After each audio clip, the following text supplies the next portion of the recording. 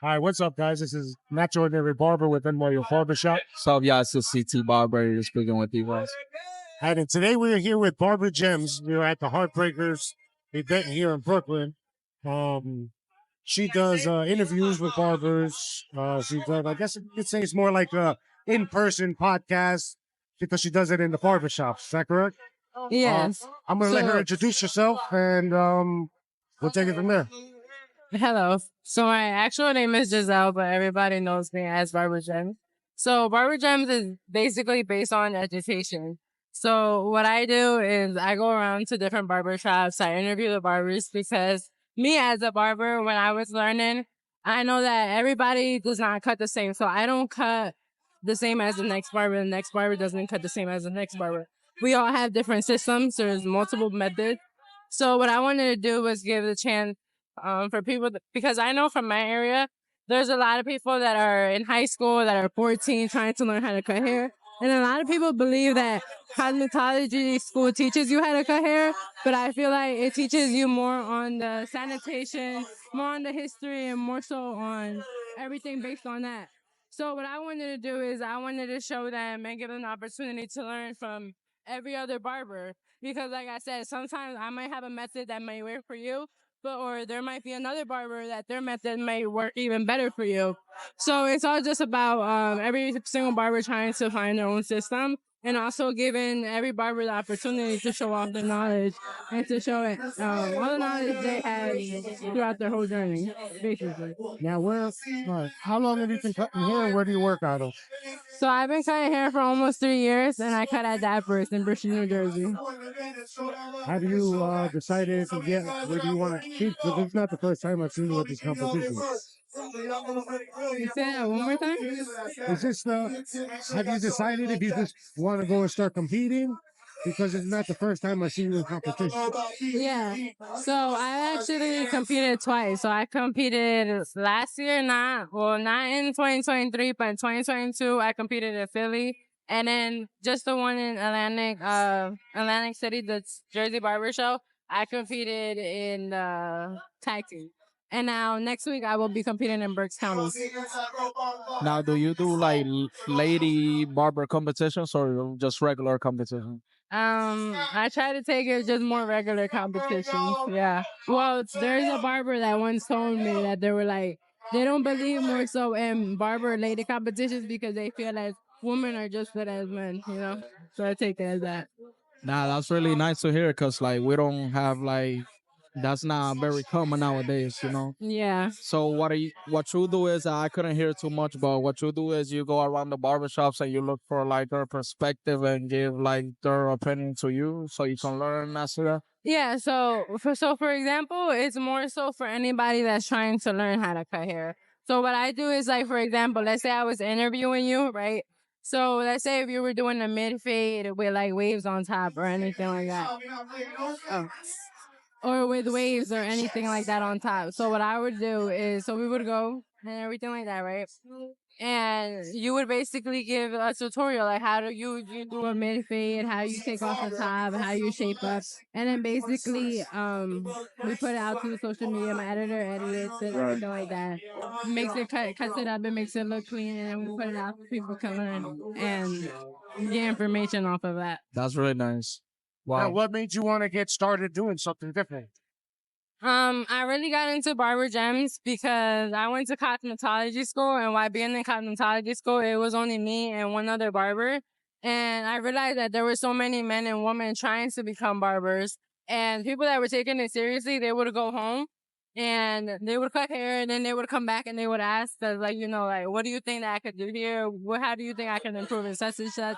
And we would help, of course. But I also came into a realization that a lot of people think that just going to cosmetology school is just going to teach you how to cut hair. And don't get me wrong, it does give you a lot of information on barbering, but it doesn't necessarily teach you how to cut hair with your hands. So that's something I came into a realization. Like I said, also being from the area that I'm from, there's a lot of young barbers that are trying to become barbers.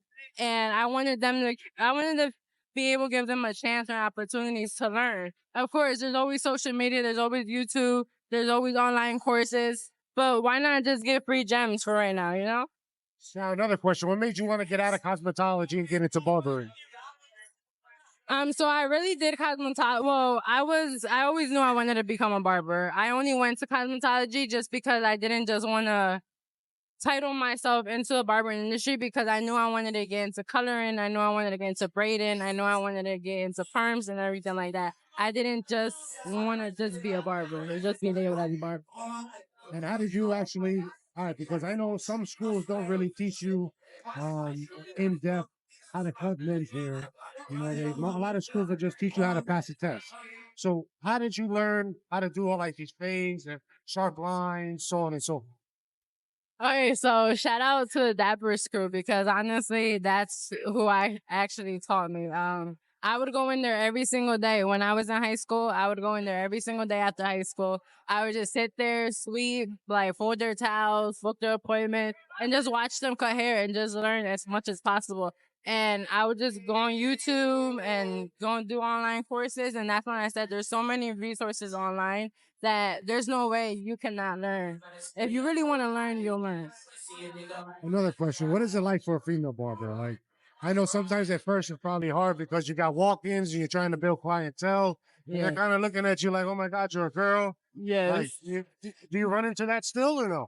Yeah, don't get it twisted. Even being 3 years into the barbering industry, sometimes I do have clients that be like, oh, you know how to cut this kind of hair. They'd be like, oh, you a girl barber. Like, you know how to do such and such.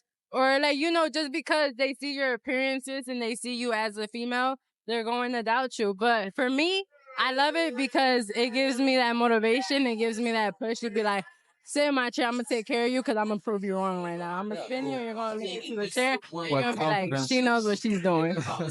That's nice. Now, what do you do to promote yourself besides the social media? So, when I was starting, and even now, like sometimes I'll get my clients, like, you give me 2 or 3 clients and the next haircut, I'll give it to you for free.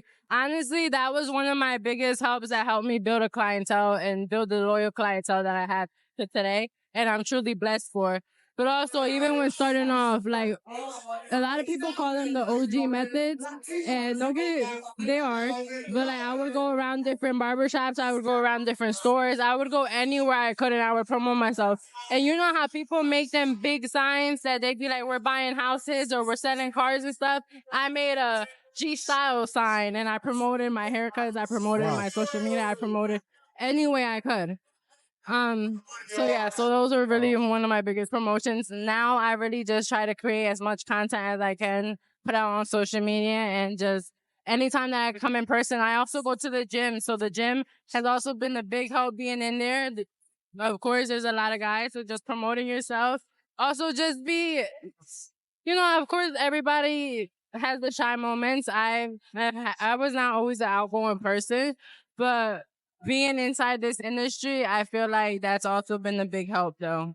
That outgoing driven side of me. Now you heard it, man. Like I've even mentioned it to my guys. Look, I'm gonna make a sign, go outside, and hold it up to the cars, and they're looking at me like I'm crazy. I tell them word of mouth is always gonna be the number one Always gonna be there. factor in you building your clientele. And they look at me crazy. Social media helps, yeah, it's a lot easier that way. But I mean, ultimately, word of mouth is what's gonna bring people into your chair faster than someone liking a post. You know what I'm trying to say? Yeah, and it's because I feel like a lot of them also get that in person interaction. Like, let's say, like, if I go up to you and I promote myself, like, you're already getting to see, like, you're not getting to know me, but you're already getting to come off my live and almost see, like, make it feel a little bit more comfortable. Now, how old are you? I'm 20. That's great. You think like that because like not every female like at such a young age will think that way just to promote themselves and keep going forward. What would you tell like women just to like motivate them to do what you do? Honestly, one of the biggest things of when I started off becoming a female barber was fear. And Exactly. one of my biggest advice that I want to give to you guys is lose that fear. Like, as crazy as it sounds, is lose the fear, because the fear is what holds you back from a lot of stuff, because you think, oh, what if I do this? What about that? And don't care what people think. People are going to judge you whether you're doing great, whether you're down bad. People are going to judge you anyways. So do whatever you can to possibly improve yourself in every aspect. And just be outgoing and believe in yourself no matter what. Like, no matter what people think, no matter what people tell you, always believe in yourself. Because when you want it bad enough, you're going to make sure you make it happen. And that's one of my biggest advice for them. Nice. We got a female barber that started on some videos like that for about a year, a few months cutting. So what advice would you give her aside from that? Because she's still trying to overcome what I would think is that fear. So for you, what was the hardest part about that? What was the hardest part that you had to go through to learn? Like, all right, so blending to the tie, how to do the skin fade. Like, what was the hardest part for you to learn? Wait, can you repeat the question one more time? If you were gonna give advice to somebody, right? What was the hardest part about cutting hair for you to learn? Whether it was a beard lineup, a razor, whether it was cutting the top, like what was the hardest thing for you? Okay, so the hardest thing for me was definitely doing skin fades, like the bald line. The bald line was one of the hardest things for me. One of the easiest things that helped me was just learning the flick out motion. Also, with the razor, I feel like I was pretty much comfortable. Another thing that took me a little bit more trouble was the beard. All I can honestly tell you is like one of the things that I would do is I would take pictures of every single haircut, no matter if it was good, no matter if it was bad. I would take pictures regardless, and I would go home and I would study their haircuts, and then I would study and then just look at all the things and look at all my perfections and look at everything that I could improve. And all of the aspects that I knew were my weak sides, which was like a ball line. Sometimes I would leave like the shaver line, and if you're a barber, you know How hard it is to take it out. yes, and how unpleasing it is. So one thing that I give advice to anybody is if you have a hard aspect or you have a weak aspect, study it and educate yourself as much as you can and keep practicing until you mastered it and then move on. Because once you think that, oh, okay, I already got this down packed, keep moving on, there's gonna be something else that you're gonna be like, okay, now I need to work on this.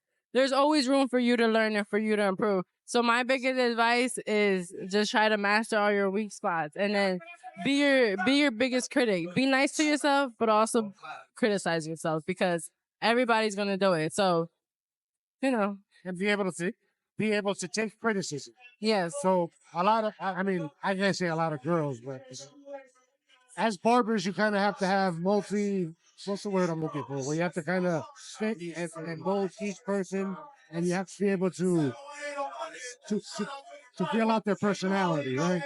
So you may have a guy in your chair that doesn't want to talk. You have a guy in your chair that's very talkative. You may have a guy in your chair that's trying to flirt. So you have to kind of put on all these different hats. So how is that as a female? How does that, how were you able to cope with that? So he's 100% right on that. 100% right. So as a female, at first it was kind of hard, like, trying to balance everything because I would lose clients just as a simple fact because, like he said, they will try to flirt with you. They will try to get at you. And a lot of, no shade to men or nothing at all.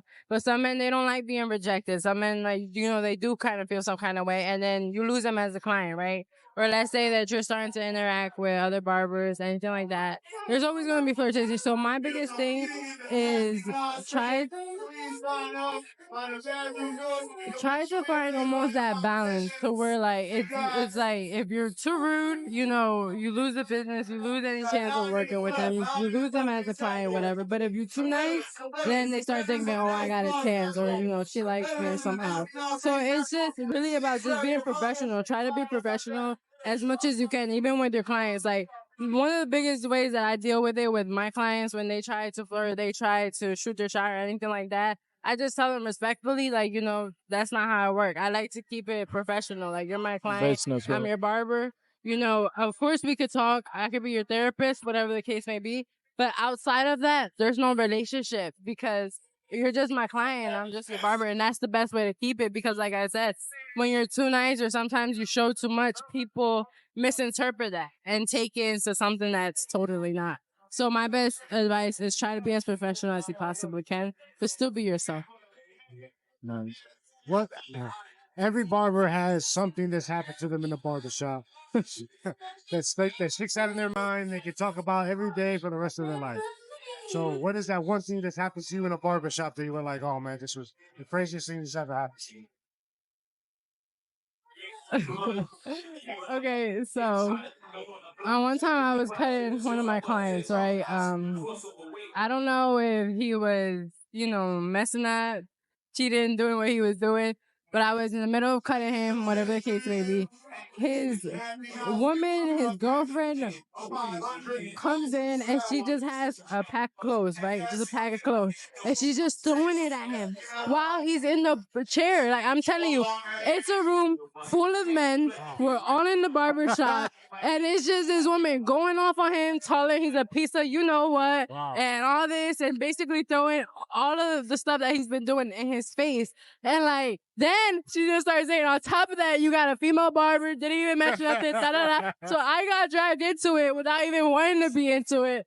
So honestly, that was one of the craziest experiences I've ever experienced because honestly, I did not know what to do like at all. Like, I was just like, But how did you react? Like, what did you do? Did you like step back? Did you just like walk out, or what'd you do? I stepped back and then cause all the other barbers, I'm telling you, everybody stopped and everybody was just looking at the woman just going crazy. And like, I just looked, I'm like, there's no way right now. And then like the other barber she's like, you're not gonna say nothing. I'm like, what am I supposed to say? Like, she's going off about him cheating, about him doing all this. Am I gonna be like, oh no, calm down, honey, let's go outside? Like, she's gonna tell me to get out her face right now. So honestly, I was just all time shocked. As soon as she calmed down, like, I just started taking the cape off my client. And I'm like, if you want to go deal with, like, the problem, go deal with the problem. And then, like, I'll cut you after. Like, we'll work something out. What's your favorite part about barbering? The reactions. Talking to people. The reactions, the interactions, the way you make people feel, the way you transform them. That's one of the biggest gifts that I get as being a barber. An amazing feeling, especially when they love the cut so much that they're just in the mirror checking themselves out. And they smile. Yes, like so good stuff. Like I always say, like I feel like a haircut is like makeup for men. So that's how I take it. It's wonderful. That's true. Getting those reactions. A haircut will change your life. Yeah, exactly. It'll get you a girlfriend. It'll get you your first job. First impressions. I mean, people don't realize how important sometimes a haircut. Yeah. It's just a haircut. No, it's not. It's a little bit more than that. 100%. But listen, I'm gonna let you go. I know you probably got things going on, but make sure you guys follow her on Instagram, Barber Gems with a Z, right? Yes, it's Barber Gems with a Z. Congratulations and thank you. Thank you. And thank you guys so much for having me. I appreciate it. All right, thank you.